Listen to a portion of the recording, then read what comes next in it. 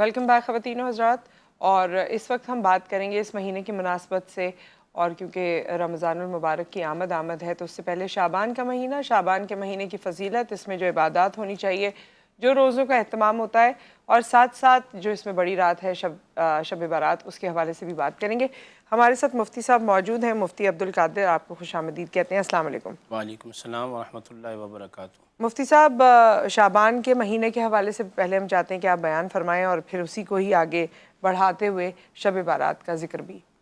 بسم اللہ الرحمن الرحیم. فیہا یفرق کل امر حکیم. صلی اللہ علی النبی الامی رؤوف الرحیم. بہت شکریہ پہلے تو پروگرام میں مدعو کرنے کا، اور اس کے بعد جہاں تک آج کے موضوع کا تعلق ہے تو شعبان المعظم کی فضیلت کے حوالے سے ہے. بخاری اور مسلم شریف کے اندر متفق علیہ حدیث پاک ہے. عائشہ رضی اللہ تعالیٰ عنہ سے مروی ہے، وہ فرماتی ہیں کہ سرکار دو عالم صلی اللہ علیہ وسلم شعبان المعظم کے مہینے میں اتنا کثرت سے روزہ رکھا کرتے تھے کہ ہم یہ سمجھتے تھے کہ اب کبھی آپ روزہ چھوڑیں گے نہیں. اور فرمایا کہ جب شعبان المعظم کا مہینہ گزر جاتا تو آپ پھر اتنی کثرت کے ساتھ روزے نہیں رکھتے تھے، اور ہم سمجھتے تھے کہ ابھی آپ کبھی بھی روزہ چھوڑیں گے، رکھیں گے نہیں. دوسرے مقام پر نسائی شریف کے اندر یہ حدیث پاک موجود ہے کہ سرکار دو عالم صلی اللہ علیہ وسلم 12 مہینوں میں سے صرف رمضان المبارک کے مہینے میں کثرت کے ساتھ روزہ کیوں رکھتے تھے؟ تو صحابہ کرام نے عرض کی، یا رسول اللہ صلی اللہ تعالیٰ علیہ وسلم، آپ سال کے 12 مہینوں میں سے کسی مہینے میں اتنا کثرت کے ساتھ روزہ نہیں رکھتے جتنا آپ شعبان المعظم کے مہینے میں روزہ رکھتے ہیں. تو سرکار دو عالم صلی اللہ علیہ وسلم نے ارشاد فرمایا کہ اصل وجہ یہ ہے کہ شعبان المعظم کا ایسا مہینہ ہے جو رمضان المبارک سے پہلے ہے، اور بہت سارے لوگ اس مہینے سے غافل ہیں، اور اس مہینے کے اندر سال بھر کے نامہ اعمال اللہ کی بارگاہ میں پیش کیے جاتے ہیں. اور میں یہ چاہتا ہوں کہ جب مجھ محمد الرسول اللہ صلی اللہ تعالیٰ علیہ وسلم کا نامہ اعمال اللہ کی بارگاہ میں پیش کیا جائے تو اس وقت میں بحالت روزہ ہوں. یعنی کہ عمل جب آپ علیہ السلام فرما رہے ہیں کہ اللہ کی بارگاہ میں پیش ہو تو اس وقت میری حالت عبادت کی ہونی چاہیے، اور وہ روزے کی حالت میں. تو اس سے ایک بات تو یہ ثابت ہوتی ہے کہ سال بھر کے جو نامہ اعمال ہوتا ہے وہ دفتر شعبان المعظم کے مہینے میں اللہ کی بارگاہ میں پیش کیا جاتا ہے، اور آئندہ سال کی جو ہے وہ فائل فرشتوں کے حوالے کر دی جاتی ہے. اور دوسرا یہ بھی ثابت ہوتا ہے کہ نبی کریم علیہ الصلوۃ والسلام روزہ رکھتے تھے، ہمارا نامہ اعمال اللہ کی بارگاہ میں دن میں پیش ہوتا ہے. اور پھر بہت سارے محدثین کرام نے یہ بھی لکھا ہے کہ دنیا کے اندر جتنی بھی چیزیں چل رہی ہیں، ممالک ہوں یا کوئی بھی ادارہ، سال کے بعد اس کا جو آڈٹ ہوتا ہے، فائل جمع کی جاتی ہے اور پھر نئی فائل دی جاتی ہے، وہ اصل میں اللہ پاک کی یہی سنت پاک ہے. اور دوسرا یہ ہے کہ شعبان کا جو مہینہ ہے، اس مہینے کا جو معنی ہے وہ بھی یہی ہے کہ گھاٹی کی طرف جو راستہ جاتا ہے. اب جو راستہ گھاٹی کی طرف جاتا ہے تو اہل عرب وہاں سے جا کے لکڑیاں دیگر چیزیں لے کے آتے تھے، یعنی خیر پاتے تھے. تو امام راضی علیہ رحمت لکھتے ہیں کہ شعبان کا نام اللہ نے شعبان اسی لیے رکھا ہے اپنے محبوب کی زبان سے اور لوگوں کی زبان سے کہ اس کے اندر خیر کثیر نکلتی ہے، اور بہت ساری اس میں جو ہے وہ عبادات کی جاتی ہیں. مگر اس میں جو زیادہ احادیث طیبہ میں آیا ہے وہ روزہ رکھے بندہ. ایک تو جب نامہ اعمال پیش کیے جائیں تو حالت عبادت والی ہونی چاہیے، یہ بھی ایک نیک فعال ہے. اور دوسری بات یہ ہے کہ رمضان المبارک کی جو ہے اس میں پریکٹس ہو جاتی ہے، یعنی کہ جب ہم شعبان کا روزہ رکھتے ہیں تو اس مہینے کا روزہ رکھنے کی وجہ سے رمضان المبارک کے مہینے کے روزے رکھنے ہمارے لیے آسان ہو جاتے ہیں. اور دوسرا یہ ہے کہ اس کے اندر سرکار دو عالم صلی اللہ علیہ وسلم نے یہ بھی فرمایا، بہت سارے لوگ ایسے ہوتے ہیں کہ وہ پلاننگ کر رہے ہوتے ہیں کہ مکان بنائیں گے یا یہ کریں گے، حالانکہ اسی مہینے کے اندر ان کی موت کا فیصلہ کر دیا جاتا ہے. اور دوسرا یہ ہے کہ کس نے پیدا ہونا ہے، کس نے دنیا سے جانا ہے، وہ اسی مہینے کے اندر فیصلہ کر دیا جاتا ہے. اور ایک دوسری حدیث پاک کے اندر سرکار دو عالم صلی اللہ علیہ وسلم نے ارشاد فرمایا، ابن ماجہ کی حدیث ہے، فرمایا کہ جب شعبان المعظم کی 15ویں شب ہو تو رات کو عبادت کرنی چاہیے اور دن میں جو ہے وہ روزہ رکھنا چاہیے. اور سرکار دو عالم صلی اللہ علیہ وسلم کا معمول بھی یہی تھا. اب جو لوگ اس کے دن میں روزہ رکھیں اور رات میں عبادت کریں تو اس میں ایک نیت اور بھی شامل کر لیں، وہ یہ ہے کہ ایام 20، یعنی کہ بخاری اور مسلم کی روایت ہے کہ ایام 20 کے اندر آپ علیہ السلام روزہ رکھا کرتے تھے. ایام 20 کیا ہیں؟ 13ویں، 14ویں اور 15ویں. جب 15ویں کا دن آئے تو شب برات کی بھی نیت ہو جائے اور ایام بیز کی بھی نیت ہو جائے گی تو دونوں کا ثواب مل جائے گا. یعنی کہ جو احادیث طیبہ 15ویں کے دن کے بارے میں آئی ہیں اس کا بھی ثواب ملے گا، اور ساتھ میں ہر ماہ جو سرکار دو عالم صلی اللہ علیہ وسلم ایام بیز کا روزہ رکھا کرتے تھے اس کا بھی ثواب ملے گا. اور دوسری بات یہ ہے کہ یہ ترمذی شریف کی حدیث پاک ہے، سرکار دو عالم صلی اللہ علیہ وسلم شب گزاری کر رہے تھے اما عائشہ رضی اللہ تعالی عنہا کے ہاں، اور جب وہ رات کو بیدار ہوئیں تو انہوں نے آپ علیہ السلام کو بستر پر موجود نہیں پایا تو وہ آپ کی تلاش میں باہر نکل پڑیں اور سیدھی جنت البقیع گئیں. شاہ عبد الحق محدث دہلوی رحمۃ اللہ تعالی علیہ بڑی پیاری بات لکھتے ہیں اس حدیث کی شرح کرتے ہوئے کہ اما عائشہ رضی اللہ تعالی عنہا بیدار ہوتی ہیں، کہیں اور نہیں جاتی، سیدھی جنت البقیع کیوں جاتی ہیں؟ تو فرماتے ہیں کہ نبی کریم علیہ السلام کی خوشبو نے کہیں جانے ہی نہیں دیا. اور یہ بھی مشکات میں بھی ہے اور دارمی شریف میں روایت ہے کہ جب آپ علیہ السلام زمین پر چلتے تھے تو پورے راستے کو جو ہے وہ خوشبو بکھیرتے ہوئے جاتے تھے، اور آنے والا جب اس راستے پر آتا تھا تو وہ یہ کہتا تھا کہ حضور علیہ السلام ادھر سے گئے ہیں. اور اسی کو امام اہل سنت شاہ احمد رضا خان فاضل بریلوی نے اس طرح بیان کیا، ان کی مہک نے دل کے غنچے کھلا دیے ہیں، جس راہ چل دیے ہیں کوچے بسا دیے ہیں. تو اما عائشہ فرماتی ہیں کہ جب میں جنت البقیع کے قبرستان میں گئی تو آپ علیہ السلام کو وہاں میں نے موجود پایا، اور آپ علیہ السلام نے فرمایا کہ اے عائشہ یہ وہ رات ہے اس شعبان المعظم کے مہینے میں کہ جس میں اللہ پاک جو ہے وہ آسمان دنیا پر اجلا فرماتا ہے اور قبیلہ بنی کلب کی بکریوں کے بالوں کے برابر گنہگاروں کی مغفرت فرماتا ہے. اب سوال یہ پیدا ہوتا ہے کہ سرکار نے فرمایا کہ قبیلہ بنی کلب کی بکریوں کے برابر، تو اس وقت عرب شریف کے اندر سب سے زیادہ بکریاں رکھنے والا اور پالنے والا جو قبیلہ تھا وہ بنی کلب تھا. اس لیے آپ علیہ السلام نے مثال دے کر سمجھایا. تو سامعین و ناظرین، اس حدیث سے چند مسائل ثابت ہوتے ہیں. پہلی بات تو یہ ہے کہ شب بیداری کرنی چاہیے، اور دوسری بات یہ ہے کہ قبرستان میں بھی جانا چاہیے. اس کے دو فائدے ہوتے ہیں. ایک بندہ اپنے ماں باپ کی اعز و اقربا کی قبروں پر جاتا ہے تو ان کی روحیں ٹھنڈی ہوتی ہیں، اصال ثواب کا جو ہے یہ موقع ملتا ہے. اور دوسرا یہ ہے کہ بندہ جب قبرستان میں جاتا ہے تو اس کو اپنی موت بھی جو ہے وہ یاد آتی ہے. حالانکہ نبی کریم علیہ السلام کا جہاں روزہ شریف ہے آپ کا حجرہ یہی تھا، ساتھ میں مسجد نبوی شریف تھی جس کے اندر نماز کی ادائیگی کے بڑے فضائل آئے ہیں، مگر آپ علیہ السلام کا اہتمام کے ساتھ اس رات قبرستان میں جانا، جنت البقیع میں جانا، یہ تعلیم امت کے لیے ہے تاکہ اللہ کی عبادت بھی ہو جائے، توبہ کا موقع بھی مل جائے، موت بھی یاد آ جائے، اور جو ہمارے اعز و اقربا قبرستان میں دفن ہیں ان کی قبروں پر جا کر ان پر سلام بھیجنے کا موقع بھی مل جائے، اور اس کے ساتھ ساتھ جو ہے وہ ان کے لیے دعائے مغفرت بھی ہو جائے. اچھا مفتی صاحب، ادھر سے مجھے ایک اور پوائنٹ جو شعبان کے حوالے سے تو نہیں ہے لیکن یہ شب بارات کے جو آپ نے بتایا کہ قبرستان جانا، میں ویسے بھی آپ سے پوچھنا چاہتی ہوں، بہت سے ایسے لوگ ہیں جن کے والدین کی قبریں بہت دور دراز ہو گئی ہیں، کسی دوسرے ملک میں بھی ہیں اور وہ وہاں نہیں جا سکتے، تو اپنے دل کو یہی کہہ کے تسلی دیتے ہیں کہ جو پڑھا جائے گا، جو اعمال ہوں گے وہ ان تک پہنچیں گے. تو اگر قبروں پہ کوئی نہ جا سکے تو یہ کیا جو والدین دنیا سے چلے جاتے ہیں ان کے لیے کسی قسم کی تکلیف ہوتی ہے، یا آپ ویسے ہی ان کے لیے پڑھیں اور اچھے اعمال کریں تو وہ ان تک پہنچتا ہے؟ یہ جو قبرستان میں جانا ہے یہ تو حدیث سے ثابت ہے. حالانکہ سرکار دو عالم صلی اللہ علیہ وسلم کے والدین کریمین کے مزارات جو ہیں وہ جنت البقیع میں نہیں ہیں.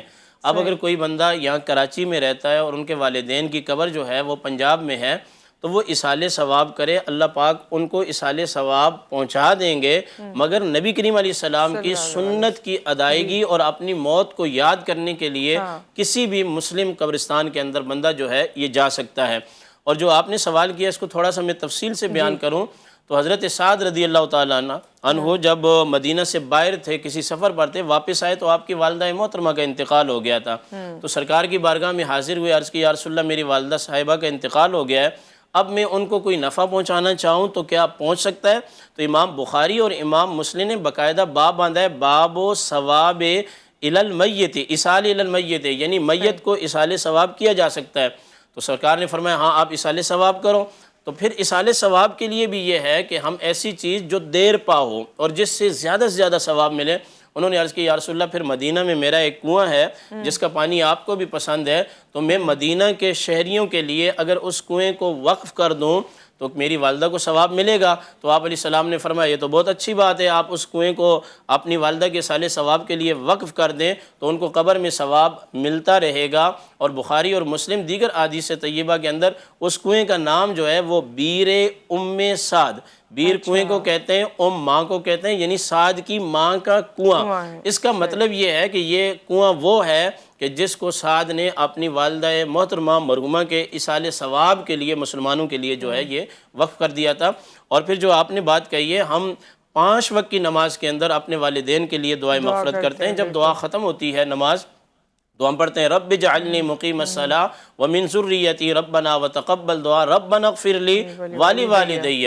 تو آپ کے سوال سے یہ بھی میں آپ کی وساطت سے بتا دوں کہ ماں باپ کو، اعز و اقرباء اور مومنین کو بہترین طریقہ ایصال ثواب کا وہ تو پنجگانہ نماز کی صورت میں ہمارے پاس موجود ہے، تو کہیں سے بھی ثواب کریں گے وہ ثواب ان کو پہنچا دیا جائے گا۔ اور حدیث کے اندر یہ بھی آتا ہے کہ جب کسی کو کوئی بندہ ایصال ثواب کرتا ہے تو امام جلال الدین سیوطی نے لکھا ہے کہ ایک تسلے کے اندر اس ثواب کو میت کو پیش کیا جاتا ہے، اور دنیا میں کوئی بندہ اتنا تحفے سے خوش نہیں ہوتا جتنا مرحوم جو قبر میں ہوتا ہے یا مرحومہ وہ خوش ہوتے ہیں۔ اور یہاں تک بھی روایات میں آیا کہ وہ دوسرے جو قبرستان والے ہوتے ہیں ان سے کہتے ہیں دیکھو یہ ہمارے اہل خانہ نے، ہمارے اعز و اقربا نے ہمیں ثواب پیش کیا ہے۔ ود دیٹ ایک بریک آ گیا، بریک کے بعد واپس آتے ہیں اور کنٹینیو کرتے ہیں۔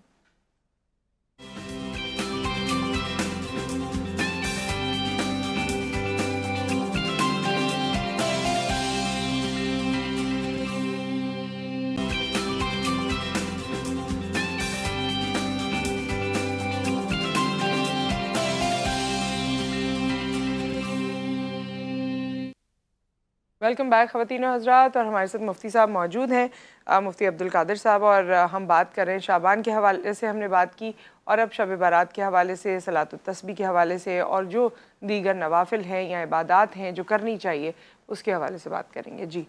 جی شب بارات جو ہے اس کے بارے میں احادیث طیبہ میں آیا کہ جس طرح زمین والوں کی 2 عیدیں ہیں، ایک عید الفطر ہے اور دوسری عید الاضحیٰ ہے، اسی طرح احادیث طیبہ میں آیا کہ آسمان میں جو فرشتے ہیں ان کی بھی 2 عیدیں ہیں، ایک شب بارات ہے اور دوسرا لیلۃ القدر ہے۔ شب بارات کا معنی ہی کسی چیز سے بری ہو جانا ہے۔ جو بندہ اس رات میں اللہ کی عبادت کرتا ہے تو اللہ پاک سے پکی توبہ کرتا ہے تو اللہ پاک اس کے گناہوں کو معاف فرما دیتا ہے، جہنم سے آزاد کر کے اسے جنت میں داخل فرما دیتے ہیں۔ سب سے پہلی بات یہ ہے کہ لیلۃ القدر کو تلاش کرنا پڑتا ہے، اور اس رات کو تلاش نہیں کرنا پڑتا بلکہ کل امت کا اور احادیث طیبہ کا اس پر اجماع ہے کہ یہ 15ویں ہی شب ہے، تو یہ مسئلہ تو حل ہو گیا۔ اب ہم نے عبادت کا اہتمام کرنا ہے۔ ہمیں چاہیے کہ ہم مغرب کی نماز کے بعد جو ہے وہ صلاۃ الاوابین سے جو ہے ہم کوشش کریں نوافل کا آغاز کریں، جو کہ 6 نفل ہیں۔ مگر اس دن اگر آپ اس نیت سے پڑھ لیں کہ اللہ تعالیٰ ایمان پر موت دے، 2 اس نیت سے پڑھ لیں، اور مصیبتوں سے اللہ پاک بچائے، 2 اس نیت سے پڑھ لیں، اور پھر 2 اس نیت سے پڑھیں کہ اللہ مخلوق میں کسی کا محتاج نہ فرمائے، اور 2 رکعتوں کے درمیان سورہ یاسین شریف کی تلاوت فرمائیں۔ اگر سورہ یاسین شریف آپ نہیں پڑھ سکتے یا نہیں پڑھنا چاہتے تو سورہ اخلاص جو ہے وہ 21 مرتبہ تلاوت کریں۔ عشاء کی نماز کی ادائیگی کریں، اور اس کے بعد بہترین جو نماز ہے اس رات میں وہ صلاۃ التسبیح ہے، یعنی کہ تسبیح کی نماز۔ یہ ترمذی شریف کے اندر ہے اور عبداللہ ابن مبارک سے ہے۔ میں طریقہ بتا دیتا ہوں تفصیل کے ساتھ تاکہ جتنے بھی ہمارے دوست احباب اور خواتین ہیں وہ اس کو ذہن نشین کر لیں اور اس پر عمل کریں۔ 4 رکعت نماز صلاۃ التسبیح کی نیت باندھیں گے، جس طرح آپ نماز کی نیت کرتے ہیں۔ تکبیر تحریمہ کے بعد آپ ثنا پڑھیں گے، اور اعوذ باللہ اور بسم اللہ پڑھنے سے پہلے 15 مرتبہ یہ کلمات پڑھے جائیں گے، سبحان اللہ والحمد للہ ولا الہ الا اللہ واللہ اکبر۔ اس کے بعد 15 مرتبہ پڑھنے کے بعد اعوذ باللہ، پھر بسم اللہ پڑھی جائے گی، سورہ فاتحہ پڑھی جائے گی، سورہ فاتحہ کے بعد کوئی بھی سورت ملا لی جائے گی۔ سورت جب آپ مکمل کر لیں گے یا قرآن کا کوئی بھی حصہ آپ پڑھ لیں گے، رکوع میں جانے سے پہلے 10 مرتبہ یہ کلمات دوبارہ دہرائیں گے، یہ 25 ہو جائیں گے۔ پھر جب رکوع میں جائیں گے، رکوع کی تسبیح پڑھنے کے بعد 10 مرتبہ پھر یہ کلمات دہرائے جائیں گے، یہ 35 ہو جائیں گے۔ جب رکوع سے اٹھیں گے تو ہم اس کو قومہ کا نام دیتے ہیں، اس میں ہم پڑھیں گے 10 مرتبہ تو یہ 45 ہو جائیں گے۔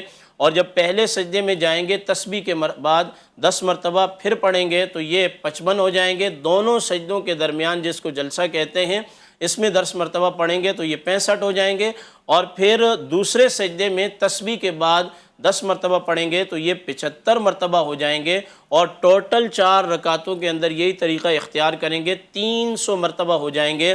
اور یہ وہ نماز ہے کہ جس کے بارے میں سرکار نے اپنے چاچا حضرت عباس رضی اللہ تعالیٰ عنہ سے فرمایا، ہو سکے تو ہر روز پڑھو، وگرنہ ہفتے میں ایک بار پڑھو، وگرنہ مہینے میں ایک بار پڑھو، وگرنہ سال میں ایک بار پڑھو، وگرنہ زندگی میں ایک مرتبہ پڑھو۔ اور اس کا اجر و ثواب کیا ہے کہ اللہ پاک اس نماز کی برکت سے اگلے اور پچھلے گناہوں کو معاف فرما دے گا۔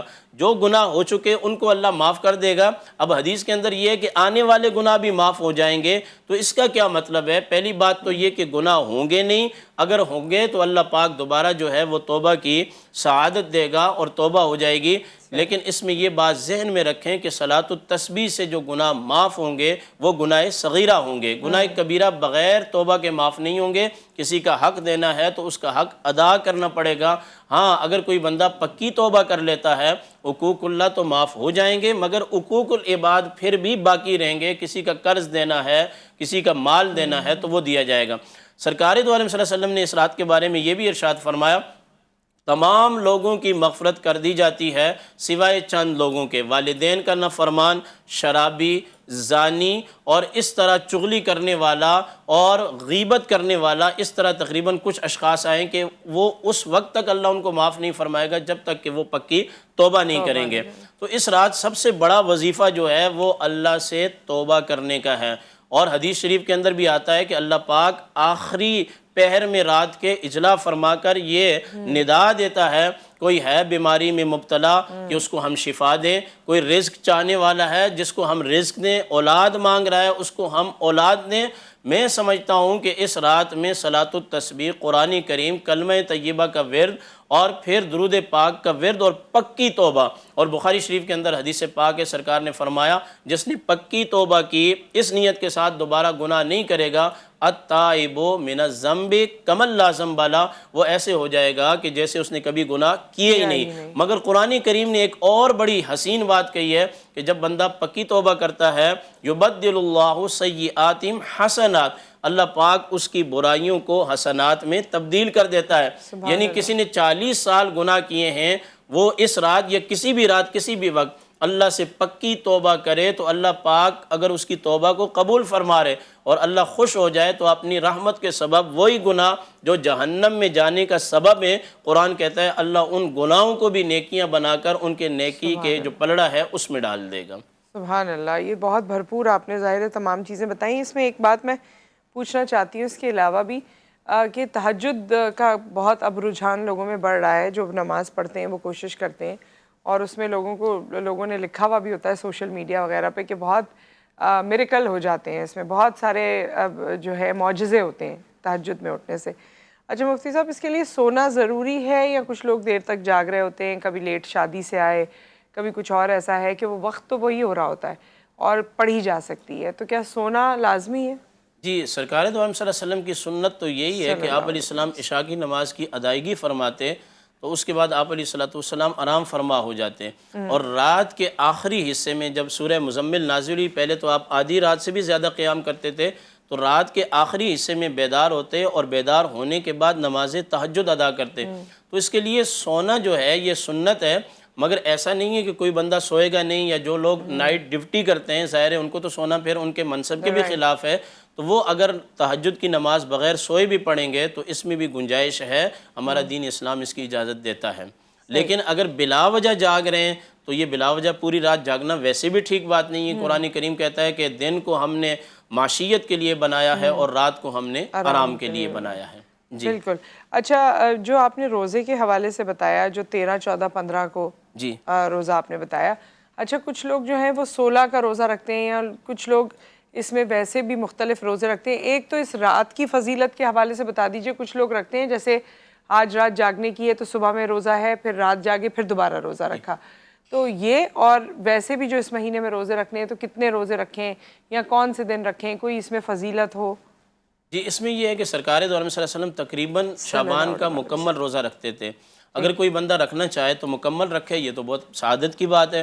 اور اگر پورے مکمل نہیں رکھ پاتا اور کام کاج بھی کرنا ہے، دیگر معاملات ہیں، تو پھر اسے چاہیے کہ اس مہینے میں پیر کے دن روزہ رکھ لے، اور پیر کے علاوہ جمعرات کے دن روزہ رکھ لے، اور جمعرات کے علاوہ چاند کی 13، 14 اور 15 کو جو روزہ رکھ لے.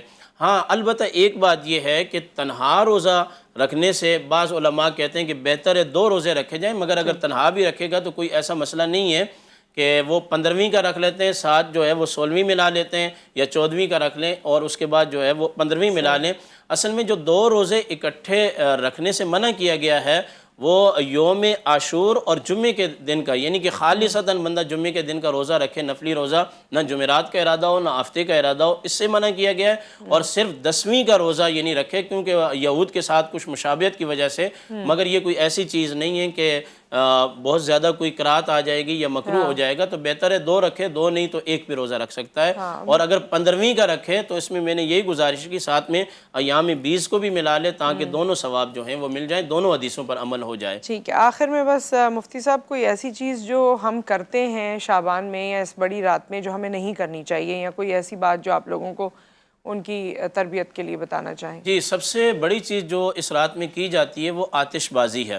آتش بازی سے اسلام نے ویسے بھی منع فرمایا ہے، اور اسلام نے قطعاً اس کی اجازت نہیں دی ہے. اسلام نے خوشی کو ضرور جائز قرار دیا ہے، مگر اسلام نے اس کی لمٹ بھی بتائی ہے، اس کی حدود بھی جو ہیں یہ متعین کی ہیں.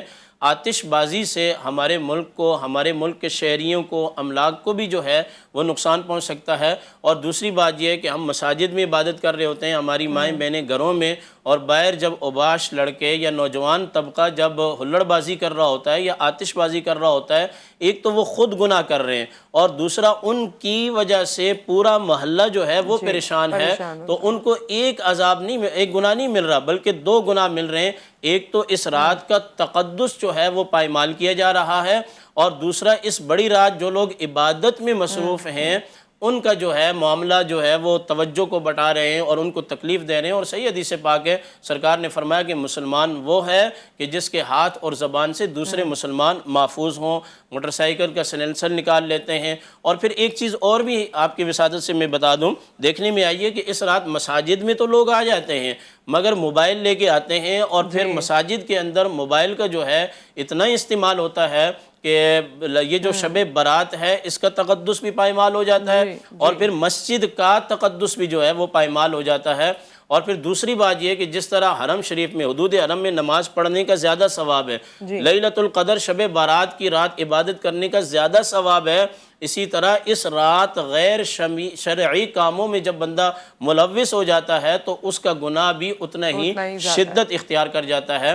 تو میں والدین سے کہوں گا کہ آپ اللہ کی طرف آئیں، اللہ کے رسول کی طرف آئیں، مساجد کی طرف آئیں، قرآن کی طرف آئیں، گھروں کے اندر اہتمام کریں. ہمارے ملک کے اندر اجتماعی جو ہیں مصائب ہیں، دنیا کے اندر مصائب ہیں، فلسطین کے اندر مصائب ہیں. میں سمجھتا ہوں کہ ہم جیسی قوم کو اب ہلڑ بازی یا آتش بازی نہیں کرنی چاہیے. اجتماعی سطح پر بھی ہم مساجد میں توبہ کریں، اور گلی کوچوں میں بھی توبہ کریں، گھروں کے اندر ہماری مائیں بہنیں بیٹیاں توبہ کریں، تاکہ اللہ پاک ہم سے راضی ہو اور امت مسلمہ کا جو حال ہے یہ تبدیل ہو جائے. آمین ثم آمین. بہت بہت شکریہ مفتی صاحب آپ کی تشریف آوری کا. یہاں پر خواتین و حضرات ایک بریک آ گیا ہے. بہت بہترین طریقے سے بیان فرمایا مفتی صاحب نے، اس مہینے کے بارے میں بھی، اس بڑی رات کے حوالے سے بھی، اور ہمارے رویوں کے حوالے سے بھی. تو پہل ہمیں کرنی ہے، جب ہم کریں گے اور اس چیز کو سمجھیں گے تو بہتری آئے گی. ایک بریک کے بعد جب واپس آئیں گے تو حکیم صاحب ہمارے ساتھ موجود ہوں گے.